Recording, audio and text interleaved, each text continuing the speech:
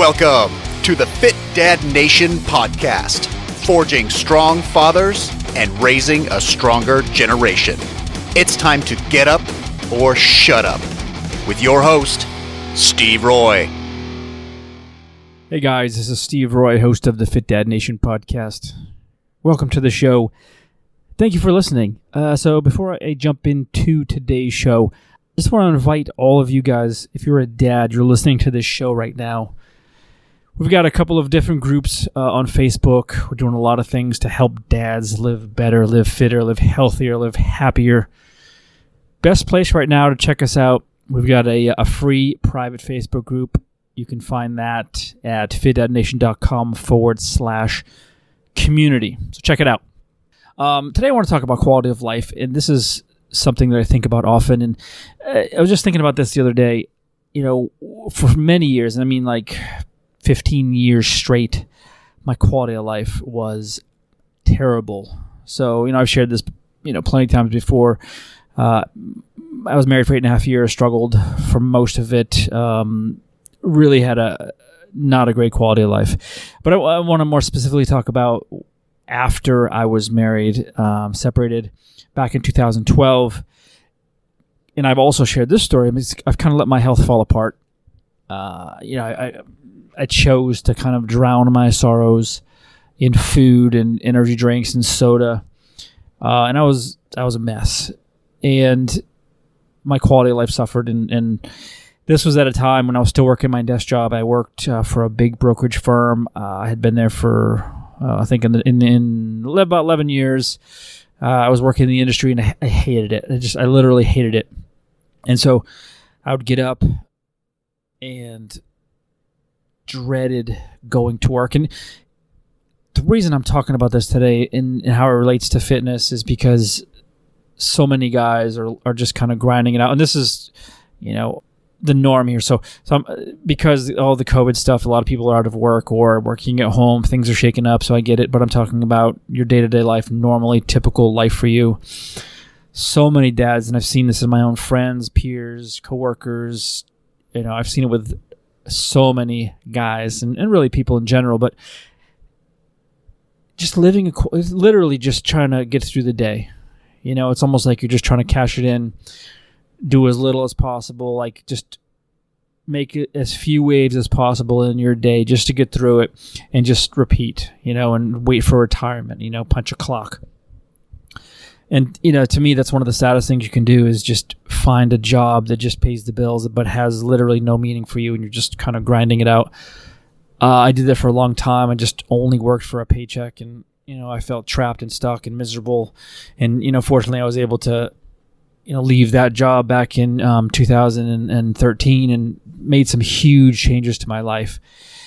But I just hate seeing guys beaten down because of their quality of life. And so I want to talk about some things that I did and some things that I think that will help you, and this is nothing that is going to be earth-shattering if you're not going to hear this and say, oh my God, I never thought of that. But it's a reminder of how important this stuff is, because seriously, you're going to wake up one day and you're going to be 65 years old, 70 years old, and you're going to just realize you have spent the last 35, 40 years working in a job, collecting a check, not having any feelings towards that at all, spending, whatever it is, 90,000 hours over the course of your life doing something that you could give a shit about, right? That, to me, is tragic, absolutely tragic. So all we have, guys, is our quality of life, right? And I'm not talking about us running around laughing and being happy 24/7. That is not realistic.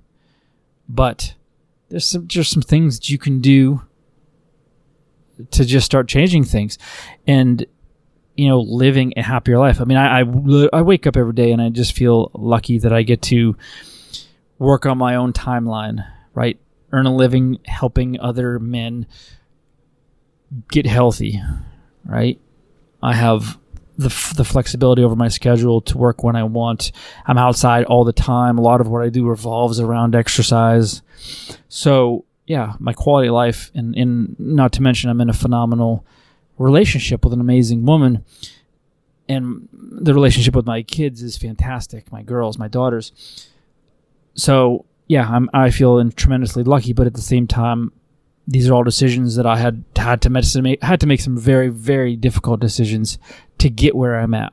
I had to leave a very, very stable career. I had to leave a big paycheck. I had to leave a lot on the table.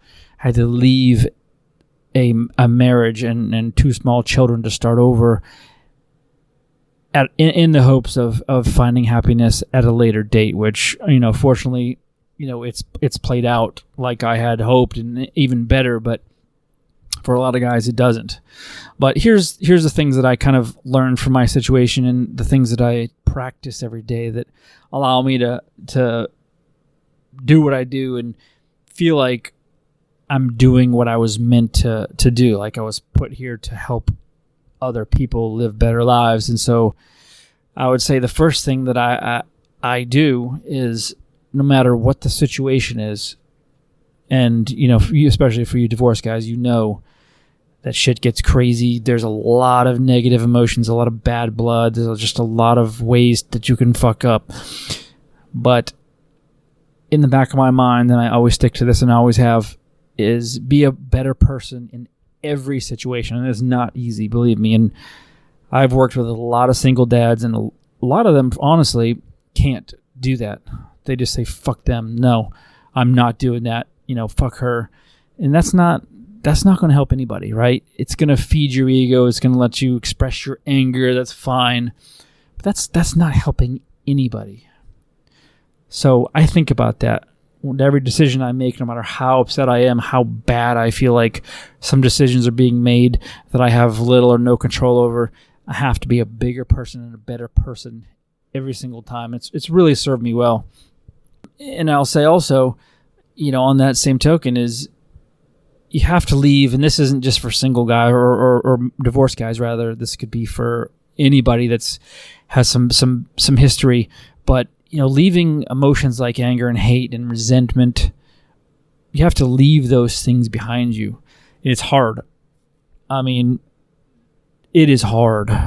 I'm not going to lie, but you have to look bigger picture, because when you start dwelling on all those negative things, what do you think happens? Of course, sucks you right down into a black hole of those emotions, and it's so easy to do. And I've had to really kind of just block off that part of my life that I remember. And I had a lot of different bad parts of my life. Like my childhood was horrible early with my parents divorcing, and then it was really crappy in middle school and high school. And then, through a pretty tumultuous marriage and then a divorce and, a custody battle. And so, yeah, I have a lot of issues, but, I'm choosing to, and I choose to leave all those negative emotions. And of course, they're still there to some degree. Those will never be gone. But I look forward. I look to the positive emotions. I look what can happen, what is possible, and I don't think about all of those things, because once you get attached to those things or stay attached to those things, yeah, they're going to just suck you down, and there's no way for you to live a great life or a happy life or a positive, productive life when all you can think about is, being pissed off all the time. So you have to shed those things. Third thing that I do, and this, I don't know the science behind this. Obviously, you guys know that there's a lot of benefit to being outside, but I literally try to spend as much time as I can outside. I think it's just a natural way of healing your mind and your body and your spirit. I'm not a spiritual guy at all, but I feel like, that's what it does. So many people don't do that. I mean, it's a little bit different now because we're stuck at home and we're, there's a million people out in our neighborhood. I could go for a walk, 3 or 4 times a day around here and do my thing, and I see only 2 or 3 people. Now there's people everywhere because people are going stir crazy. They're bored. They want to get out. So yeah, this is a little bit different. But in general, people are, they're staying at their house. They're staying in, artificial environments, their cubicles, their offices. There's so much. I mean, just get out there. And one of the best things that I've ever done for my mind and body really is hiking. And especially in solitude, just putting on a pack, grabbing a few snacks and, maybe a book to read once you get to your destination. I used to do that all the time. It's been a while, but yeah, you go out, you hike up to somewhere, sit on a bluff, a cliff or wherever you can find a spot and let the sun shine on your face and just chill out, think about your life. And man, it does so much good. It does so much good. And I'll say also that, and we're going to get to the obvious stuff, about obviously the fitness aspect of this. But right now I'm talking more about the mental side of this, the mental health. Giving more than you take is really big on my list. So, it's even harder to quantify this, but, we're and I'm talking about this country, America. I mean, I'm not familiar with other countries. I've never been overseas, but I can tell you this is a selfish place. Everyone's got their hand out. Everybody's looking for something. This whole wave of entitled people, especially this younger generation, it's just horrible. It pisses me off to no end. And it's everywhere. Everybody's got their hands out. The people are fighting in Walmart over TVs and sale items, and someone drops something on the ground, people are fighting over someone's dropped wallet. It's just crazy. There's a few places, and you go on Instagram or Facebook, and there's so much there's so much negativity. I don't even watch the news anymore because of this. It's so freaking negative. But I make it a point to give more than I take. I don't like receiving things. I mean, that's just me, but I don't like getting gifts necessarily. I don't like taking money from people. I just don't like to take things. I feel like you get so much more when you're able to give. And this sounds crazy, and some of you may think that I'm full of shit here, but one of my main motivators in creating a very successful business, and I'm not there yet, but a very lucrative, successful business, financial business, is to be able to give money to those that need it more than I do. So my motivation isn't to buy a bunch of cars. I wouldn't even probably buy a new car. It's not to do those things. It's obviously to provide for my family first, of course, but I've already planned out a number of things that I would like to do that would be giving back. And I think that there's just not enough of that. I'm not just talking about money, but giving your time, giving something on a consistent basis. I mean, you can't put a price tag on that. And so I think that if you make that a priority of trying to give, that, in turn, that'll really help, your quality of life. And let's talk about, the obvious here. Train your ass off, right? Train hard, train consistently, eat good foods most of the time, avoid foods are bad for you, and be good to your body. Take care of your body, right? Live a good lifestyle, right? Of course, those are obvious, right? But how few people do that? How many people do you know that do those things consistently? I'm talking not about 2 months, 3 months, 6 months. I mean, consistently, right? Exercising, pushing your limits, week after week, after month, right? Year after year. Eating quality foods doesn't mean going on a crash diet every 6 months or 6 weeks. It means just cutting out the crap that is bad for you, focusing on whole foods with one ingredient, drinking a ton of water, avoiding the empty calories, and just taking care of your body, right? Moving more, right? Just basic stuff, right? There's nothing crazy about that, right? But once you can do that, once you dial that in, and you've got that on a consistent thing, and I've been working with clients for 23 years, and far more aren't doing that than are, because life gets in the way. Stress, promotion, you get fired, divorce, another baby, mortgage, a new car. There's a million things that get in the way from you doing those things. You get on a great path, and then boom, something happens. You're off your track, right? You stop exercising for whatever reason. Your diet goes to hell because you're stressed or you're bored or you're tired or whatever, right? You have to figure out a way. You have to figure out a way to get over that. And, our group, we have a private membership group called the Fit Dad Nation Inner Circle. That's our group where guys really take this. We really take this seriously, right? We work on an accountability base. We do monthly challenges, and my goal for all of the men in there is to get them doing these things consistently, and that's what it's all about. And then lastly, I'll say, in this, I'd say maybe this is the most important one of all. But when you're with your kids, and obviously if you're listening to this, you have children. When you're with them, be with them. And what I mean by that is be engaged, be present with them. Get off your phone, right? Don't sit there and watch television with them, and all the time. Like, seriously, I've seen so many guys everywhere. I mean, my whole life, put their kids off to the side and do their own thing. Watch football all day on Sunday. Give their kid some kind of electronics as a babysitter, right? Because they're too tired or not interested enough to actually get down and play with them, do the things that they want to do, things that will teach them lessons, things that will give them the experiences. And so I'm not judging anybody. I'm not a perfect father by any means. I have plenty of times where I'm not doing the things that I talk about. It does happen, of course. But, one of the things I try, and again, I'm far from perfect with this, but, I really think about it because, one of the reasons is I don't have my kids all the time. I have them 50% of the time. So my time is that much more valuable. So I really value every moment with them. So yeah, I'm not saying go play, get out of my hair, get lost, go watch television. It's let's sit down. Today we played Uno. We had a nice long game of Uno.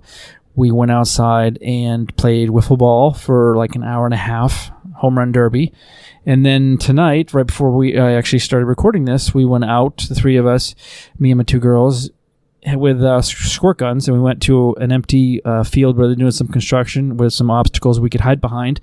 We brought a jug of water, and three of us ran around for about 45 minutes shooting the shit out of each other with water guns. And we got exercise. Matt ran a ton. I actually fell. I tripped. My daughter was chasing me, and I fell and just totally jacked up my leg, but it's all good. But no, I mean, we had a blast. We got soaked. It was hot today, so we were drenched, but we got a ton of exercise. I mean, I was sweating too, and it's just fun. And those are the things. Those are the experiences that they remember. It wasn't, get out of my hair, go do TikTok.